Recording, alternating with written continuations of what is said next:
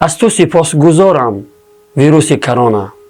بله سپاسگزارم به خاطر آن که خانواده را برای بعضی ها معرفی کردی. کاری کردی که مردها به همسر و فرزندانشان بیشتر نزدیک شوند. به ما نشان دادی که چقدر در حق نعمت هایی که الله به ما داده است خنک نظری و ناسپاسی کرده ایم. همون زمانی که در خانه ها محبوس شدیم این را درک کردیم. به ما نشان دادی که چقدر از شکرگزاری نعمت های الله دور بوده ایم.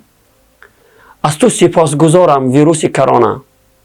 به خاطر آنکه چیزهای بهترین زندگی را برایمان مشخص کرده نشان دادی تا قدر آنها را بدانیم و شکرگزار باشیم. اکنون ما میفهمیم که نعمت تنصیحتی، نعمت مسجد، نعمت آزادی و آرامی چیست. به ما نشان دادی که در نظافت و پاکیزگی و در پیشگیری از بیماری های گذرنده و سنت جناب رسول الله صلی الله علیه و سلم چنگ بزنیم.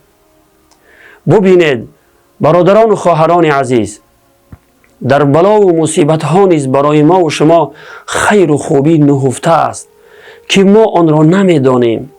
خداوند میفرماید استعیذ بالله و عسى ان تکرهوا شیئا و هو خیر لکم. یعنی چه بسا آن چیزی که برای شما ناخوش و ناگوار است برای شما خیر و خوبی باشد. از تو سپاسگزارم ویروس کرونا. بار اولین است که در تاریخ همه انسانها را یکسان کردی. بای و کمبغل، وزیر و فقیر همه را یک کردی.